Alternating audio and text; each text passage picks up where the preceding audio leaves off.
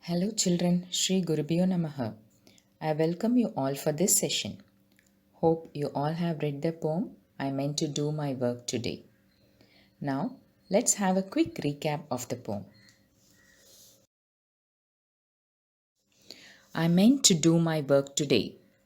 I meant to do my work today, but a brown bird sang in the apple tree, and a butterfly flitted across the field, and all the leaves were calling me, and the wind went sighing over the land, tossing the grasses to and fro, and a rainbow held out its shining hand. So what could I do but laugh and go? Children, I have explained the poem for you in the previous class, but let me repeat it. What's the first line? I meant to do my work today. The poet was engaged with some work that day. And what are the things that distracted him from doing his work? A brown bird. A brown bird was singing in the apple tree.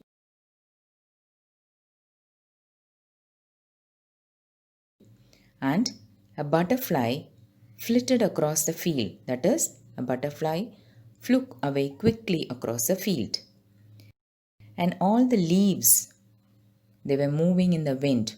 It seems to the poet that the leaves were calling him. And the wind, it went sighing over the land. That is, it was moving slowly and noisily over the land. What happens when the wind moves?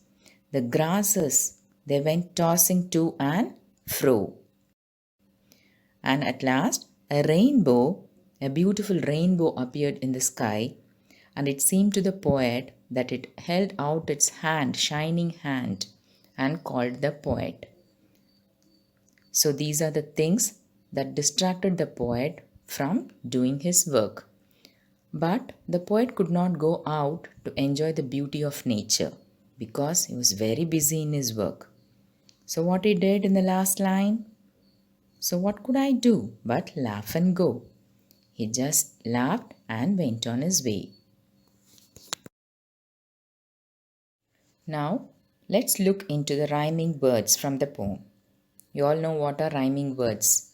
Yes, rhyming words are words that sound alike. And what are the rhyming words from the poem? Tree, me. Land, hand. Fro, go. Now, many things work together to stop the poet from doing his work. What are the things? Let us find out. First, what did the brown bird did? The brown bird was singing from an apple tree. Yes. Then the second one, the butterfly. The butterfly, it flitted across the field. Next, what the leaves did?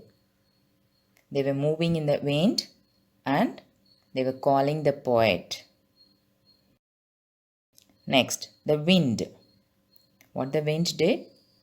It moved sighing over the land. That is, slowly and noisily tossing the grasses. And at last, who held out a shining hand? Yes, a rainbow.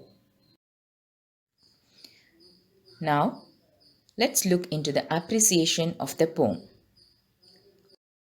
Appreciation means enjoying the good qualities. In this poem, we can see many things to appreciate, mainly the theme. The theme is about the nature. The poet has explained in a simple way. And he also uses the figure of speech personification. What is personification? Personification is a figure of speech in which a thing, an idea, or an animal is given human qualities. That is, they are considered in such a way that we feel they have the ability to act like humans. For example, in the fourth line, the poet says, and all the leaves were calling me. The poet imagines the leaves as a person. So he uses the figure of speech personification here. And the seventh line of the poem. And a rainbow held out its shining hand. Again, in this line, the poet imagines the rainbow as a person. The poet uses the figure of speech personification here. He says, a rainbow held out its shining hand. Now, children, let me ask you some simple questions. What did the poet mean to do that day? What did the poet mean to do that day? He was meant to do some work that day. Yes. The second question, what stopped him from doing his work? Many things stopped him from doing his work, right? So what are the things? A brown bird, butterfly, the leaves, the wind, and finally a rainbow. Yes.